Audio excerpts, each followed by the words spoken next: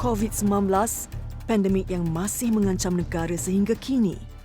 Wabak ini juga memberi kesan kepada kehidupan dengan pelbagai cerita daripada mereka yang mengalaminya.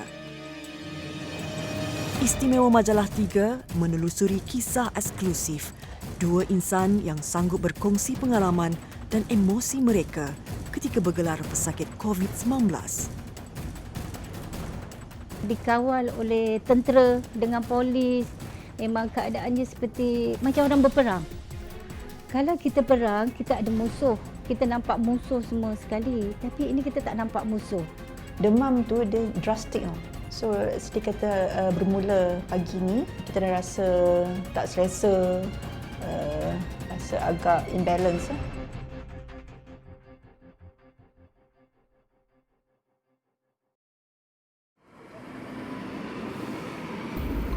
Simpang Renggam, sebuah bandar kecil yang terletak dalam daerah Keluang Johor.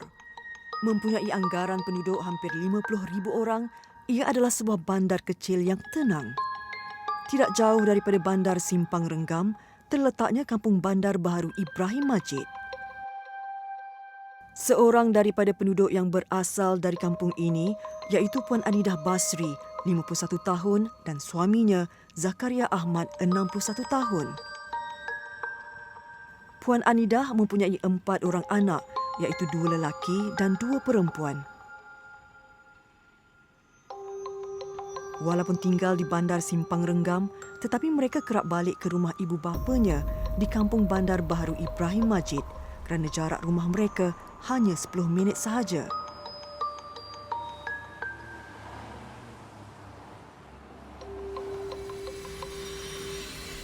Ketika gelombang kedua COVID-19 melanda negara sehingga dikenakan Perintah Kawalan Pergerakan PKP, kawasan kampungnya adalah antara yang paling terkesan. Dua kawasan penempatan penduduk di Simpang Renggam, Johor menjadi lokasi pertama dikenakan Perintah Kawalan Pergerakan diperketatkan PKPD mulai tengah malam tadi. Menurut Menteri Kanan Kluster Keselamatan Datuk Seri Ismail Sabri Yaakob, ia selepas 61 penduduknya dikesan positif COVID-19. Selepas lockdown, saya berada di kampung ini selama 4 hari. Di dalam keadaan kampung ini memang sangat sunyi. Sangat sunyi, sepi, dikawal oleh tentera dengan polis. Memang keadaannya seperti macam orang berperang. Kalau kita perang, kita ada musuh. Kita nampak musuh semua sekali. Tapi ini kita tak nampak musuh. Ketika PKPD mula dilaksanakan, Puan Anidah perlu menjalani ujian saringan COVID-19 kerana menjadi kontak rapat ayahnya yang sebelum itu disahkan positif. Keputusan pertama saringannya terus didapati positif walaupun dia tiada gejala. Selepas 3 hari dirawat, barulah simptom seperti batuk, demam diikuti tiada deria bau dan rasa muncul. Puan Anidah menjalani rawatan di Hospital Encik Besar Hajah Kalsum, Keluang. Dia ditempatkan di ward isolasi bersama pesakit COVID-19 yang lain. First, masa saya datang tu memang sangat sedih lah. Bila sebelah-sebelah kita ni, bila tengok kiri jiran kita, tengok kanan pun jiran kita, depan pun jiran kita. Saya rasa macam, ya Allah, kita ni seolah-olah macam menunggu kematian. Apabila kes COVID-19 melanda kampung baharu Ibrahim Majid, ayahnya Haji Basri Haji Yaakob, 81 tahun, adalah antara penduduk terawal disahkan positif. Sebelum pengumuman PKPD, ayah saya memang demam lah. Dan saya ada membawa dia ke klinik kesihatan Simpang Renggam lah. Ayah saya ni kontak serapat dengan masjid. Pada awalnya, ayahnya dimasukkan ke Hospital Permai Johor Bahru. Apabila keadaan semakin serius, ayahnya dipindahkan ke hospital yang sama dengan Puan Anidah. Walaupun begitu, Puan Anidah tetap tidak dapat bertemu ayahnya sehinggalah ayahnya menghembuskan nafas terakhir. Haji Basri adalah kes kematian ke-82 angkara COVID-19. Kalau kita tengokkan dia demam biasa dia macam demam biasa dan kita tak akan menyangka yang dia boleh pergi macam begitu cepat tau. Sebab kalau orang tu sakit kita boleh jaga dia, boleh nampak dia. Ini pergi dibawa ambulans terus tak nampak. Dia selai sepinggang. Ayah saya tak bawa apa-apa, tu yang saya sangat sedih sangat. Ingatkan periksa boleh balik lagi kan, tapi ayah terus tak balik.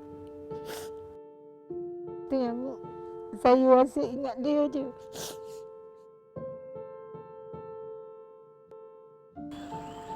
الفاتحة أعوذ بالله من الشيطان الرجيم بسم الله الرحمن 14 April 2020, tarikh ayah Puan Anidah meninggal dunia. Ketika dikebumikan, hanya kaki tangan hospital yang dibenarkan menguruskan jenazah. Puan Anidah hanya mampu melihat video yang dirakam dari jarak jauh oleh ahli keluarga ketika saat-saat akhir ayahnya dimasukkan ke liang lahat. Hati mana tidak sedih dan sayu kerana ketika itu Puan Anidah perlu menjalani kuarantin di rumah selepas 2 hari keluar dari hospital. 4 bulan selepas ayahnya disemadikan, barulah Puan Anidah sekeluarga dapat melawat kubur ayahnya di tanah penguburan Islam Bandar Baru Ibrahim Majid. Masih jelas di memori ketika dia menghantar ayahnya menjalani ujian saringan COVID-19 sebelum ayahnya dimasukkan ke hospital kerana itulah kali terakhir dia bertemu ayahnya. Kini, hanya doa yang mampu diberikan agar roh ayahnya dicucuri rahmat ilahi.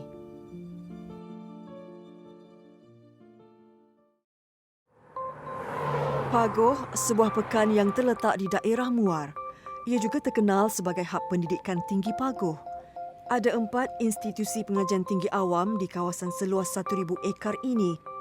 Universiti Tun Hussein On UTHM Kampus Pagoh mula beroperasi secara rasmi pada 2017. Sehingga kini, seramai 332 staf akademik yang bertugas di sini. Seorang daripadanya ialah pensyarah di Fakulti Sains Gunaan Teknologi, Dr. Zalilah Murni Mat Ali atau Yunus. Berusia 46 tahun dan berasal dari Terengganu, Dr. Zalilah mula bertugas di sini sejak 2 tahun lalu. Sebelum itu, dia bertugas di UTHM Parit Raja Johor. Memperolehi kedoktoran falsafah PhD dalam jurusan Sains Gunaan UTHM, Dr. Zalilah mengajar siswazah Sarjana Muda Kimia Industri dan Sarjana Muda Teknologi Makanan dengan pengkhususan dalam bidang kimia dan biologi. Selain itu, dia turut menyelia pelajar peringkat sarjana dan PhD. Pada 27 Februari, gelombang kedua COVID-19 melanda negara sehingga berlakunya kematian pertama pada pertengahan Mac 2020. Negara dikuarantin tatkala kes semakin meningkat. Pada 14 Mac 2020, Malaysia mempunyai jumlah kes positif secara keseluruhan sebanyak 238 dan seorang daripadanya ialah sahabat Dr. Zalilah. Sebagai kontak rapat, Dr. Zalilah perlu melakukan saringan awal. Tetapi sebelum disahkan positif, dia terlebih dahulu mengalami gejala seperti demam dan dimasukkan ke Hospital Permai Johor Bahru. Pada mulanya, Dr. Zalilah ditempatkan di wad PUI, iaitu mereka yang disyaki mengalami jangkitan. Apabila disahkan positif, barulah dia dimasukkan ke wad isolasi. Sakit tekak itu, dia berlaku saya rasa dalam masa 2 hari. Kemudian terus diikuti dengan demam. Demam tu dia drastik tau. So seperti kata bermula pagi ni, kita dah rasa tak selesa, rasa agak imbalance. Kemudian sebelah petang ke malam tu dia semakin spiking lah, dia semakin serius. Kita rasa lemah, serentak dengan itu dari bau dengan dari rasa saya hilang. Dr. Zalilah sudah berkeluarga dan mempunyai 3 orang anak. Berkahwin sejak 1998, suaminya Profesor Madya Dr. Muhammad Kamarul Zaki Mustafa, 46 tahun, turut bertugas di kampus yang sama. Sudah pastilah sebagai seorang suami dan ketua keluarga, saya sangat bimbang Apabila ditambah pula SLE dan COVID ini, mungkin dia boleh menjadi lebih teruk kesannya lah. Jadi itu yang daripada masa ke semasa saya berkomunikasi melalui WhatsApp, kadang-kadang WhatsApp video call, melihat bagaimana keadaan beliau ketika ditempatkan di ward. 26 tahun lalu, ketika menjadi penuntut ijazah sarjana muda tahun ketiga di UTM Skudai, Dr. Zalilah didiagnosis mengidap penyakit kronik autoimun iaitu SLE tahap 4 yang menyerang buah pinggangnya. Dia menjalani rawatan kemoterapi sebanyak 10 kali dalam tempoh 2 tahun sehingga buah pinggangnya sembuh. Namun pesakit SLE tidak boleh pulih sepenuhnya dan Dr. Zalilah perlu mengambil ubat prednisolon setiap hari. Sentiasa percayalah, menaruh kepercayaan kepada kecakapan staf-staf KKM, menaruh percaya kepada apa yang Allah takdirkan pada kita. Dengan itu kita akan menjadi kuat dan seterusnya dapat melawan virus tu. Ketika di hospital, Dr. Zalilah diperiksa oleh doktor pakar nefrologi iaitu doktor yang tahu mengenai penyakitnya. Secara tidak langsung, dia berasa lega kerana penyakit SLE berisiko untuk menjadi lebih teruk disebabkan kesan daripada ancaman virus. Selepas 12 hari dirawat, dia akhirnya sembuh. Tentulah saya merasa sangat bersyukur, lega dan lebih-lebih lagi apabila serangan virus COVID-19 itu tidak menjejaskan kesihatan saya sebagai pesakit SLE. Jadi apa yang saya dapat simpulkan bahawa walaupun sebagai pesakit autoimun dan dijangkiti virus COVID, tapi kita masih lagi berupaya untuk sembuh daripada penyakit COVID-19 ini. Selain Dr. Zalilah dan Puan Anidah, pasti ramai lagi masyarakat yang terkesan secara langsung atau tidak langsung disebabkan pandemik ini. Oleh itu, rakyat Malaysia perlulah bersatu padu menentang jangkitan daripada terus merebak dengan mematuhi SOP yang telah ditetapkan.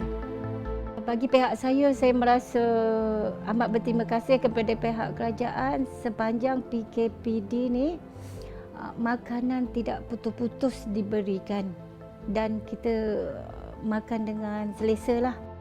Saya ingin menyampaikan penghargaan dan terima kasih kepada semua pihak yang sangat mengambil berat dan menjaga kebajikan saya sebagai pesakit COVID.